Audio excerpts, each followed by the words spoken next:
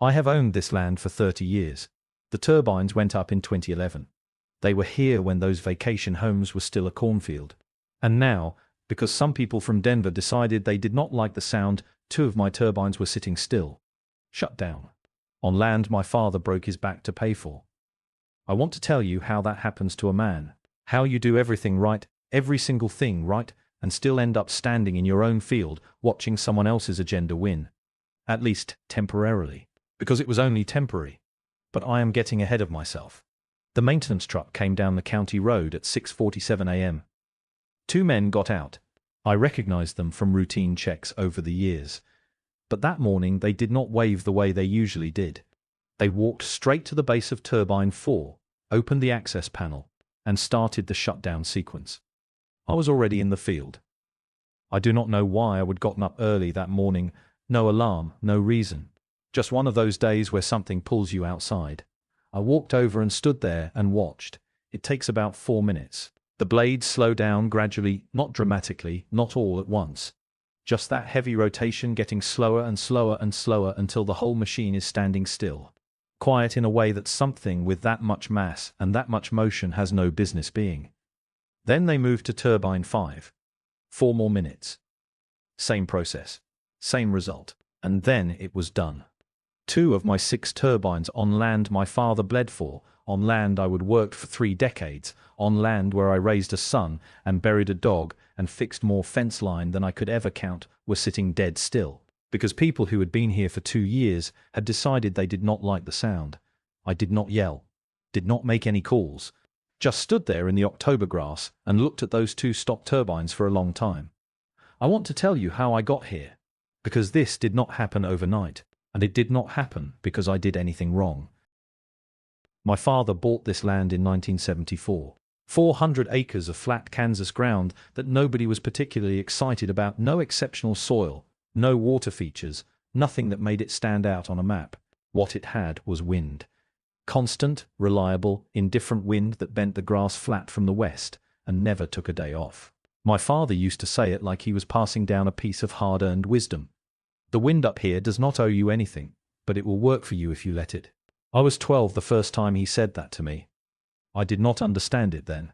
I was 30 before I started to. He worked that land for 26 years. Cattle mostly, some wheat, the usual combination of hope and stubbornness that keeps a family farm alive when the math never quite adds up.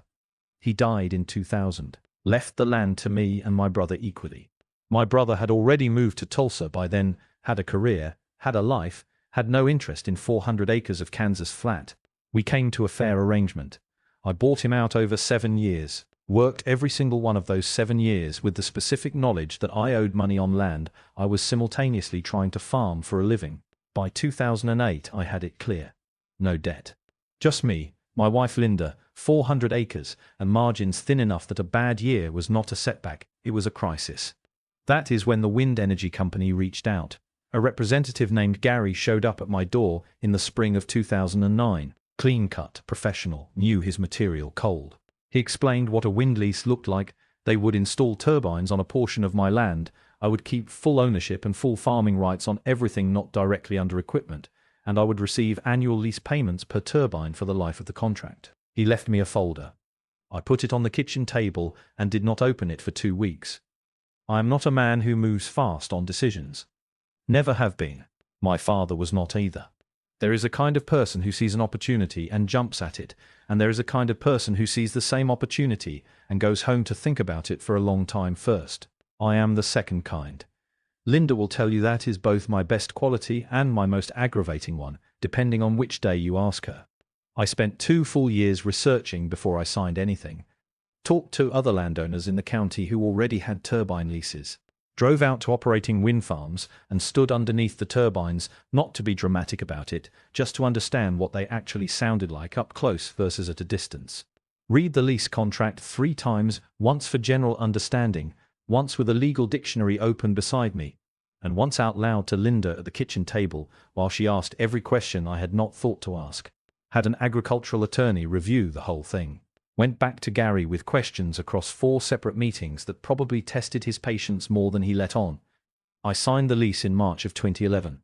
6 turbines went up over the following 14 months, I watched every phase of the installation, the foundation pours, the tower sections going up piece by piece, the blade assemblies being lifted into position by a crane so large it required a separate county permit just to travel the roads. By the time the last turbine went operational in May of 2012, I knew those machines the way I knew my own equipment. Not mechanically, I am no engineer, but I knew their rhythms. Knew what they sounded like in a 20-mile-an-hour wind versus a 40. Knew how the shadows moved across the north pasture at different times of year. They were part of the land now. My land. The first lease payment arrived in August of 2012. I sat at the kitchen table and looked at that check for a while without doing anything. Then I called my son Tyler, 17 years old. College applications 2 years away, no clear picture yet of how we were going to pay for any of it. I told him to start looking at state schools seriously, that we would figure it out. We figured it out. Tyler graduated from Kansas State in 2017. The farmhouse got the new roof in 2015 that it had needed for 6 years before that. Linda's car got replaced in 2016. Small things. Solid things. The kind of things that do not make headlines but make a life. For 9 years nobody bothered me about those turbines. Not once. My nearest neighbors were a grain cooperative 3 miles east and an older couple running cattle to the south who had been on their land longer than I would been on mine.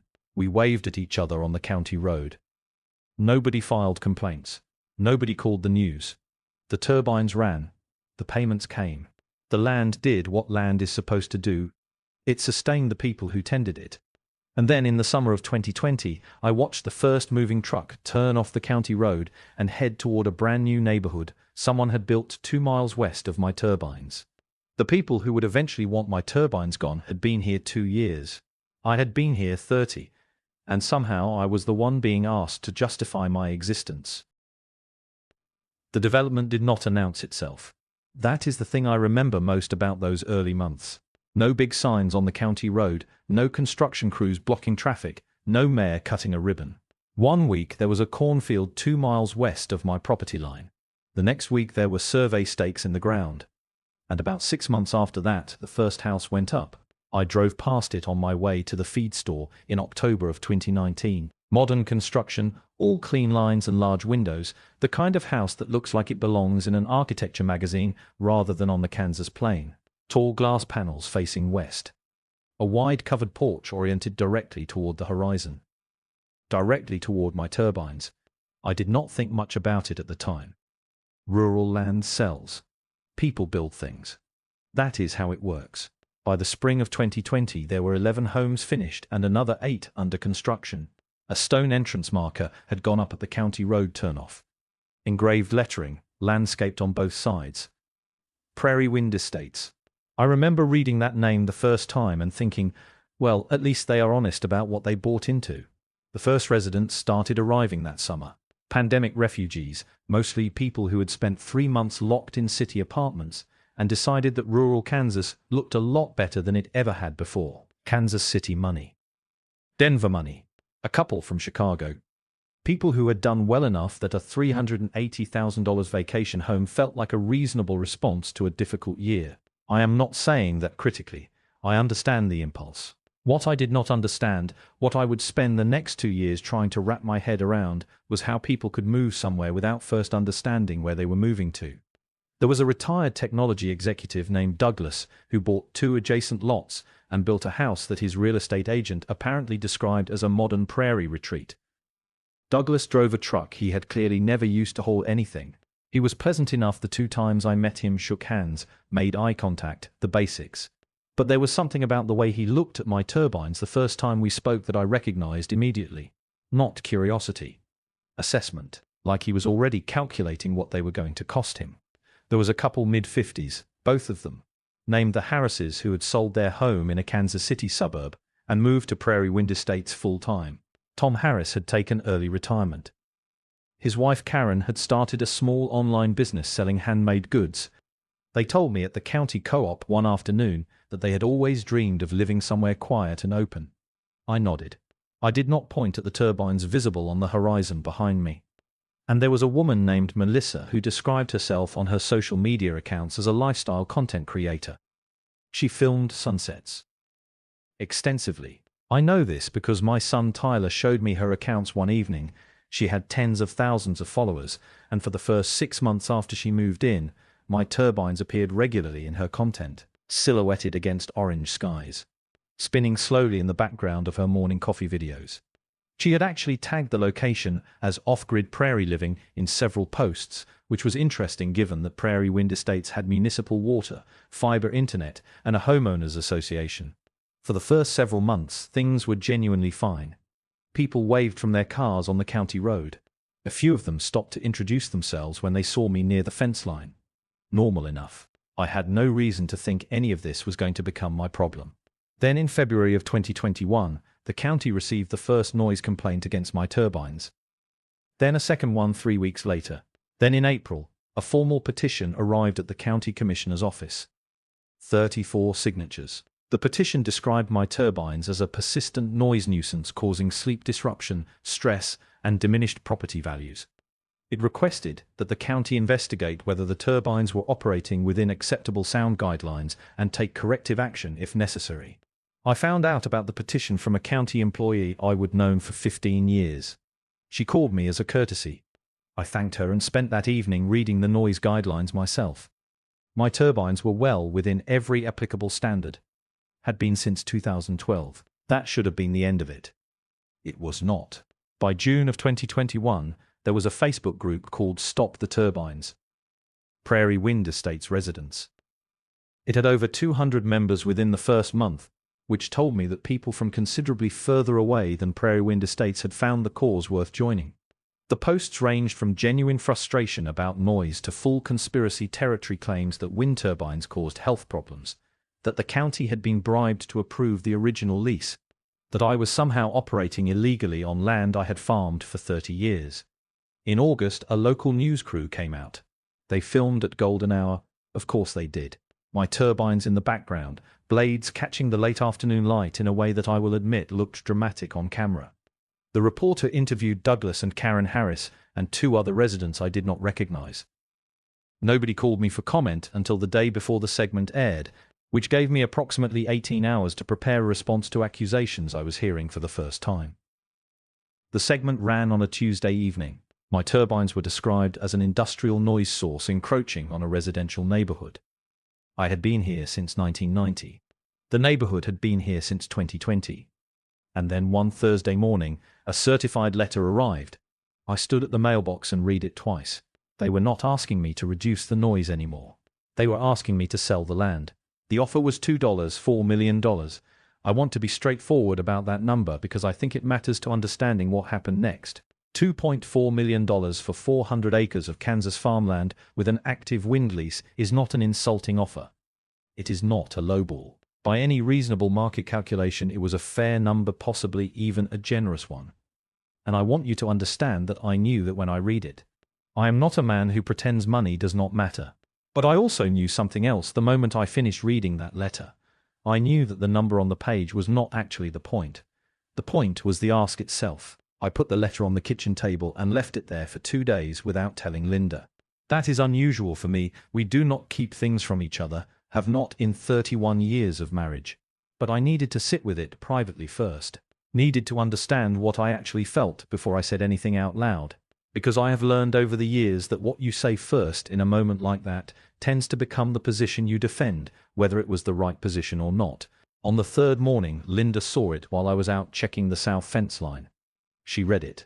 When I came back inside, she was standing at the kitchen counter with her coffee, and she just looked at me for a moment without saying anything. Then she said, "What do you want to do? Not what should we do? Not what does the money mean? What do you want to do?" That is the woman I married. I told her I did not know yet. That was the truth. Tyler drove up from Wichita that weekend. He had heard about the noise complaints through the county grapevine. Small communities do not keep secrets well, and I think he wanted to see for himself how his father was holding up.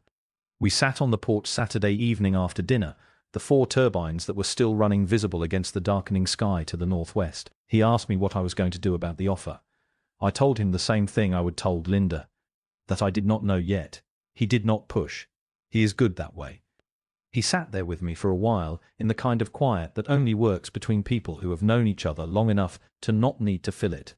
What I was actually doing in that quiet, what I did not say out loud, was thinking about my father. Thinking about what it had cost him to get this land. What it had cost me to keep it. The 7 years of buying out my brother while simultaneously farming the same ground.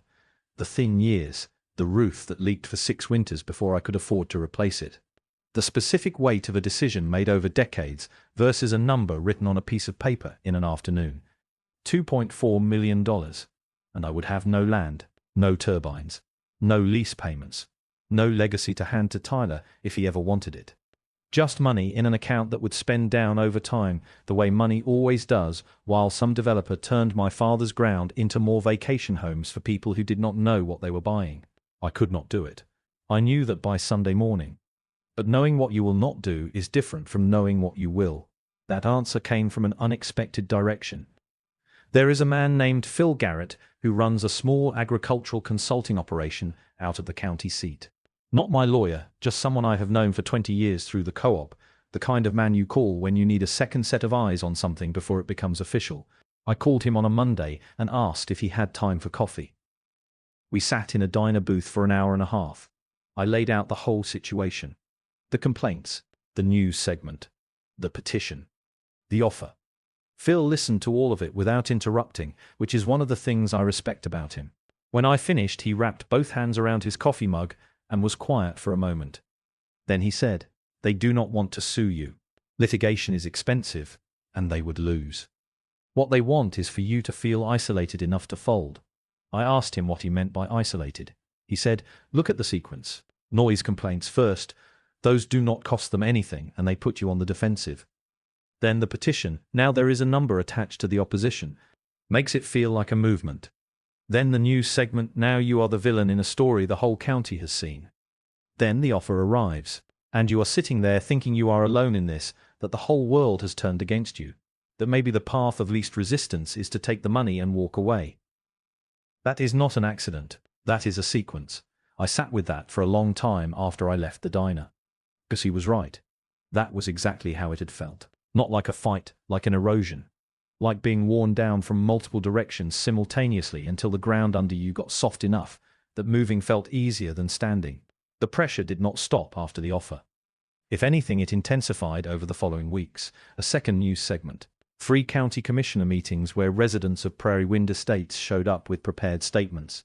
Neighbors I would known for years starting to avoid eye contact at the feed store, not hostile, just uncomfortable, the way people get when they do not want to be asked to pick a side. There was one evening I drove the full perimeter of the property after dark. All 400 acres, just me and the truck and the headlights on the fence line. The 4 running turbines visible from the north end, their red aviation lights blinking slowly in the black sky. The 2 still ones on the southwest corner dark. Just standing there. I came back inside and sat at the kitchen table and I thought, I need to understand how this started. Not emotionally. Factually, I need to go back to the beginning and find the thing I am missing. The next morning I drove to the county records office. I was not looking for a weapon. I just wanted to understand. What I found was something else entirely. The county records office is a single-story building on the east side of the courthouse square. Beige brick. Fluorescent lighting. The kind of place that exists in every county seat in America and that nobody ever visits unless they have to. I had been there twice before in 30 years. Once when I bought out my brother's share of the property. Once when I needed a copy of the original deed for the bank. Both times I was in and out in under 20 minutes. That morning, I was not in a hurry.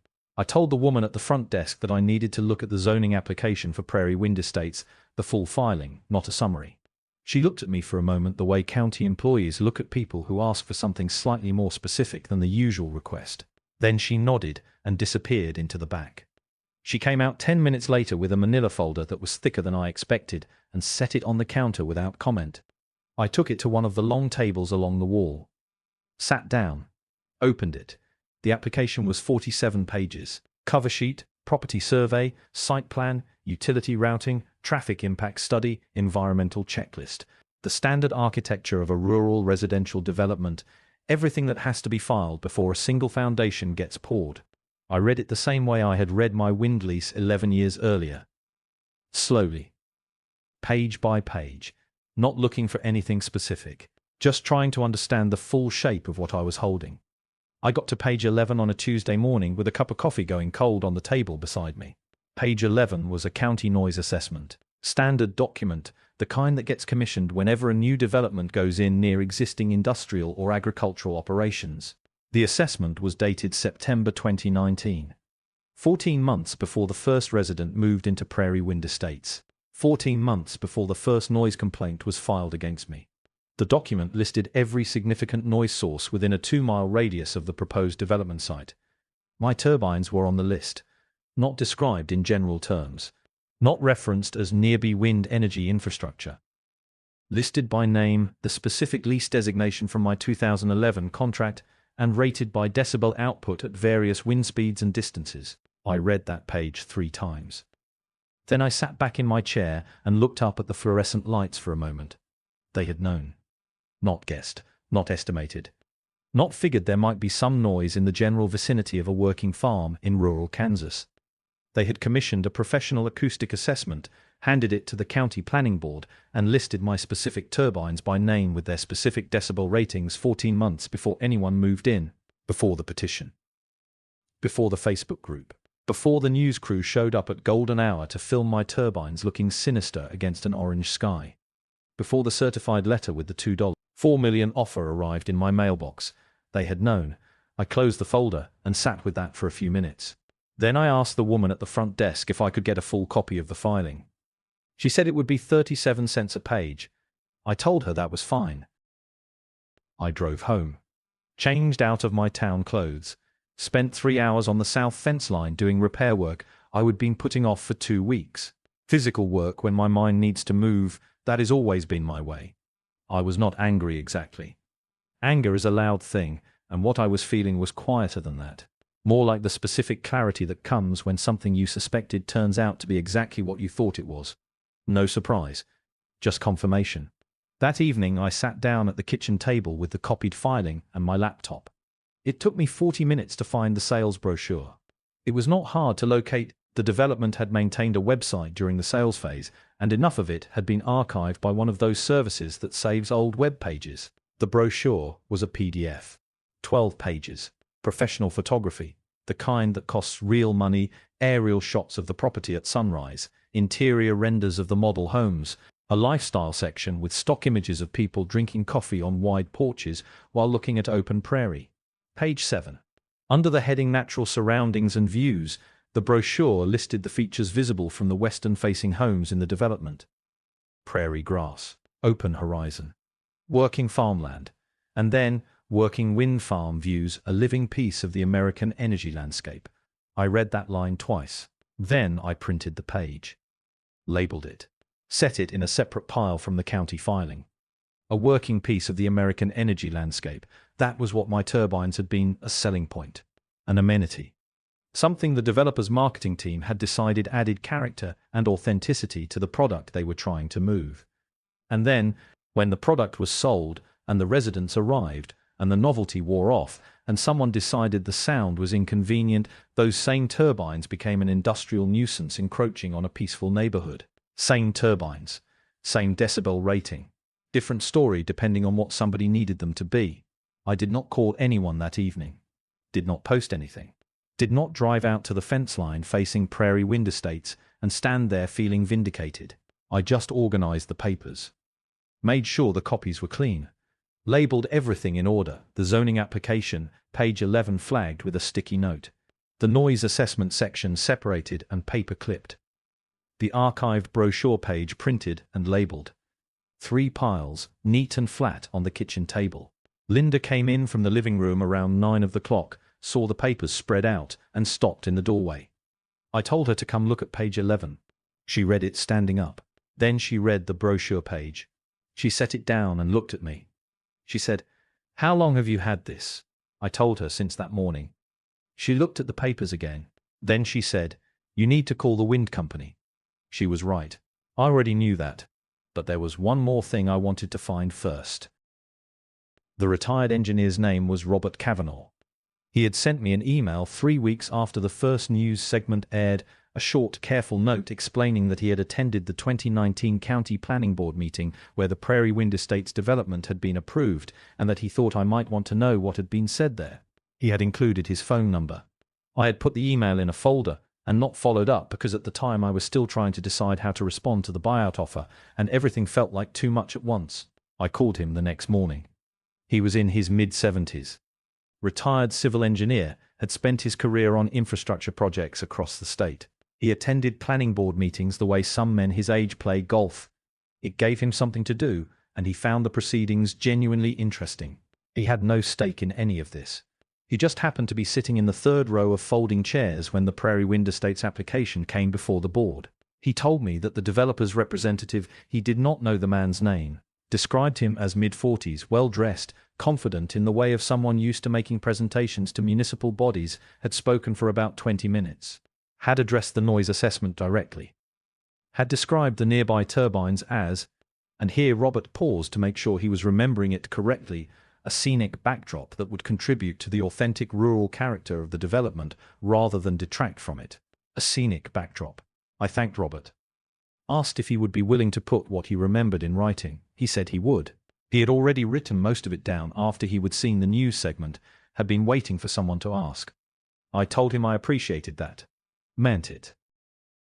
The kitchen table had become a kind of operations center by that point. The county filing, the noise assessment, the brochure, Robert's written account when it arrived 3 days later, 4 paragraphs, dated, signed. Everything labeled, everything flat and organized and legible to anyone who picked it up. I am not a dramatic man. I have never been. What I felt sitting there looking at that table was not triumph. It was closer to the feeling you get when you have been trying to identify a sound in the field for days and you finally find the loose gate latch that was causing it. Not excitement. Just resolution. The thing was located. Now you could deal with it. I picked up the phone and called the wind company's regional project manager, a woman named Sandra, who I had spoken to several times over the years when routine lease questions came up. Professional, straightforward, the kind of person who dealt in facts because facts were what her job required. I told her I had found something she needed to see, that it was relevant to the noise variance review, that I was going to read her something from page 11 of the 2019 zoning application, and I needed her to listen carefully. I read it to her. Then I read the brochure line. There was a pause on the line. Then Sandra said, "Send me everything." I told her I already had it scanned and ready to go. She said, "I am going to need you to forward it tonight." I told her I would. Then she said one more thing before she hung up, not loudly, not dramatically, in the same even professional tone she had used for the whole call. "This changes the picture considerably." I sent the files that evening. All of it. The zoning application with page 11 flagged, the noise assessment, the archived brochure page, Robert Kavanagh's written account, 14 years of doing things right, documented and organized, and sent in a single email at 8:47 p.m. on a Wednesday. Then I closed the laptop, went to bed. Slept better than I had in months. 3 weeks later, the county notified me that under mounting pressure the wind company had agreed to voluntarily pause 2 of my 6 turbines pending the noise variance review. I want to tell you what that silence felt like, because it was not peaceful. Not even close. The county notification arrived on a Thursday. By Friday morning the maintenance crew was back. I did not fight it. I want to be clear about that. The wind company's legal team had advised cooperation during the review period, voluntary pause, documented compliance, full data submission running parallel. Sandra had explained the strategy in a 15-minute call that was mostly her talking and me listening. The math was simple. Resist the pause, and the county drags it out for 8 months. Cooperate, submit everything, let the record speak. She believed the record would speak clearly. So did I. That did not make Friday morning any easier. I was in the field before the truck arrived. Same as before, no alarm, no particular reason. Just that pull. The crew was professional about it. Nodded at me when they got out. Did not apologize, which I respected. An apology would have made it worse somehow, would have suggested there was something to apologize for, which there was not. They were doing their job, I understood that. I watched them shut down turbine 4 first. Same sequence as I would seen before. That slow, heavy rotation winding down, the blades losing their argument with gravity, degree by degree, until the whole machine just stopped. Standing still the way something that size has no business standing still. Then turbine 5. And then there were 4. What I was not prepared for was the sound. Not the silence. I expected silence. What I was not prepared for was how much I could still hear. 4 turbines running is not the same as 6. The specific frequency changes.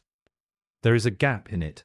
Not something you could measure with instruments probably, but something you feel in the chest, the way you feel when a piece of music drops a note it was supposed to hold. The ear goes looking for the thing that is not there anymore. I had lived with the sound of 6 turbines for 9 years. I had not known I would memorize it until the moment 2 of them stopped. I walked the property that evening, all 400 acres. Same as I had the night I would decided to go to the county records office. The 4 running turbines were visible from the north end, their red aviation lights beginning to blink as the sky darkened, the slow rotation catching what was left of the day. The 2 stopped ones stood in the southwest corner, like something holding its breath. I am not a man who talks to machines. Never have been. But I stood at the base of Turbine 4 for a while that evening with my hand on the cold steel of the tower, and I thought about the foundation pour in the spring of 2012, the concrete crew, the early morning, the way the ground had smelled that day. 14 years. My father had been dead for 12 of them, and he would never seen a single one of these turbines turn. Sometimes I thought about that. I did not stay long. The temperature was dropping, and I had animals to check. Tyler called that Sunday. He would heard I had not told him, but small counties do not keep secrets, and he had his own network of people who watched out for his father whether his father asked them to or not. He drove up that weekend the same way he had when the buyout offer arrived. Quietly. Without announcement. We sat on the porch after dinner. October again, the 2nd October of all this. The 4 running turbines were visible to the northwest.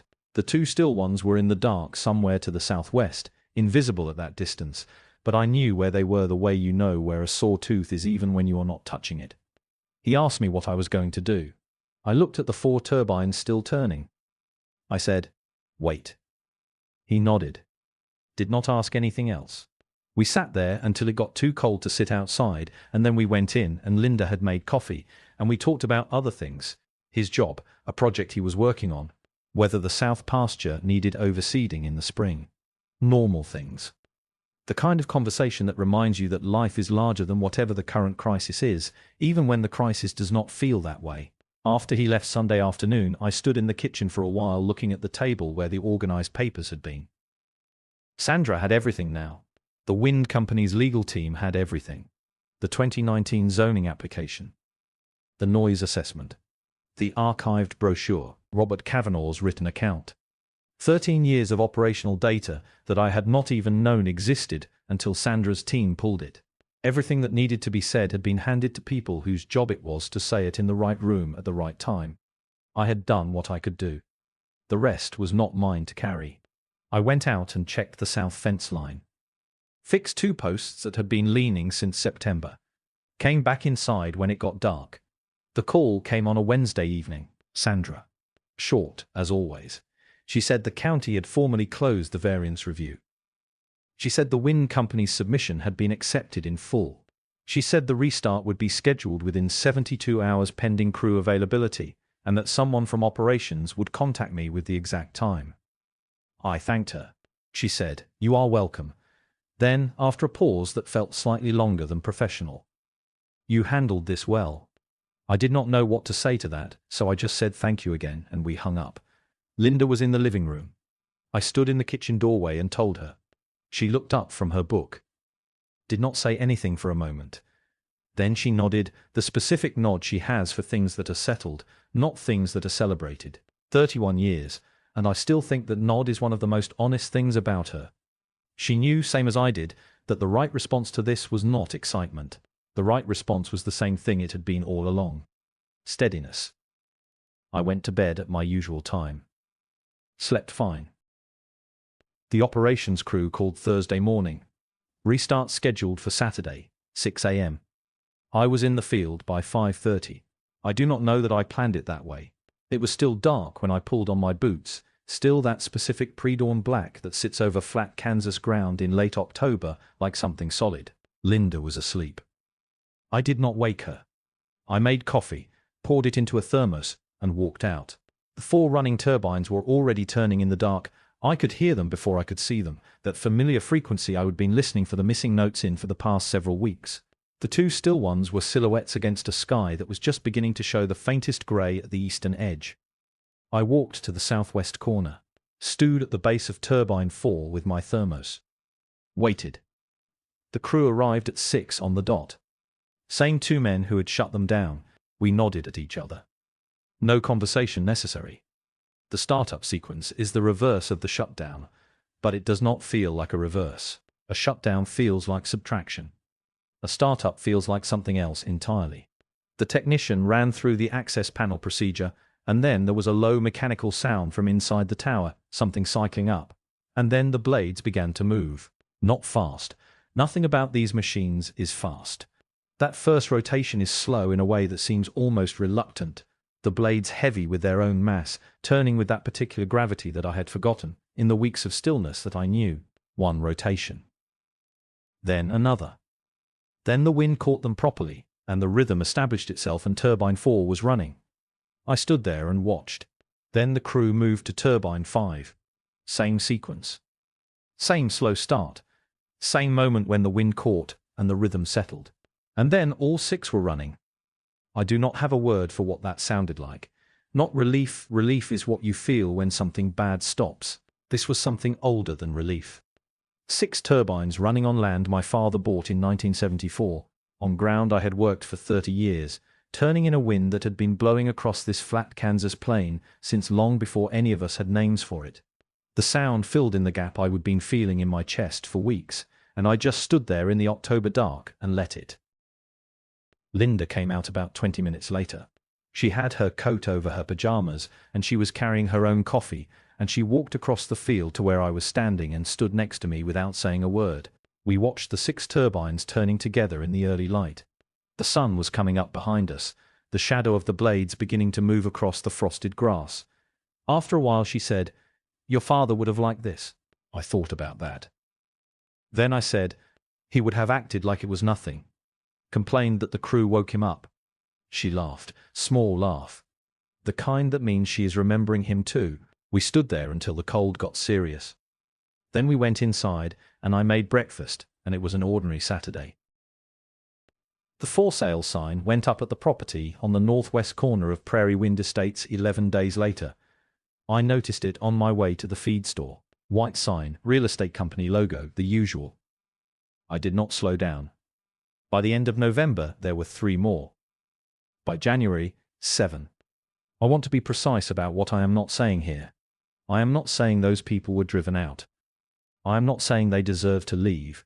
Some of them had bought genuinely, had moved there with real intentions of building something, and some of them stayed. The couple who ran cattle to the south of the development, the Pattersons, they are still there, adapted.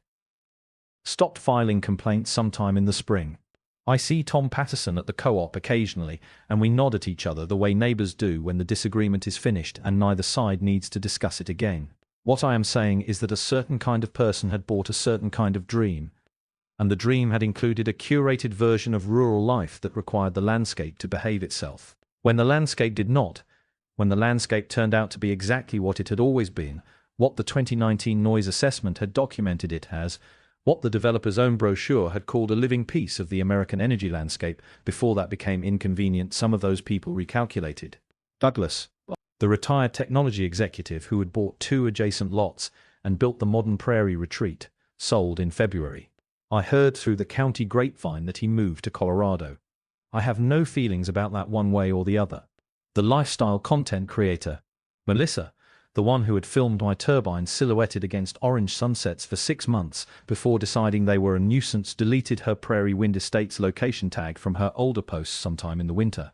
Tyler noticed and told me. I told him that was interesting and did not think about it further. The woman who had run the Stop the Turbines Facebook group. I learned her name eventually, though I never used it in any of this. I ran into her at the county co-op in March. She was in the seed display aisle, which told me she was still in the area, still trying to figure out what rural Kansas actually required of a person. I came around the corner and we were 4 feet apart before either of us registered the other. She looked at me. I looked at her, I nodded.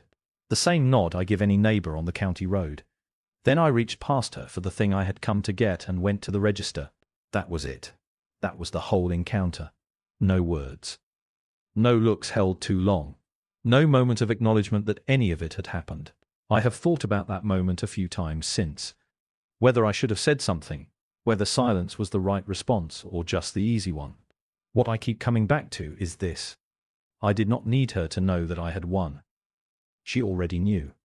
And I did not need to hear her say anything, not an apology, not an explanation, nothing.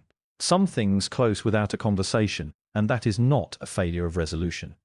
That is just resolution. I paid for my things. Drove home. The 6 turbines were running when I turned down the county road. Same as always. Same as they had been, except for those few weeks for 13 years. I pulled into the drive and sat in the truck for a minute looking at them. Then I went inside. People ask me sometimes if I regret how it all went. And I always have to think about that for a second, not because I am unsure, but because the honest answer is more complicated than yes or no. Do I regret that it happened? Yes. Not because I lost anything permanently, I did not, but because it cost time and energy and months of sleep, and a specific kind of exhaustion that comes from being made to feel like a problem on land you have tended for 30 years. That part I could have done without. Do I regret how I handled it? No. Not one decision. Not the 2 years I spent researching before I signed the lease.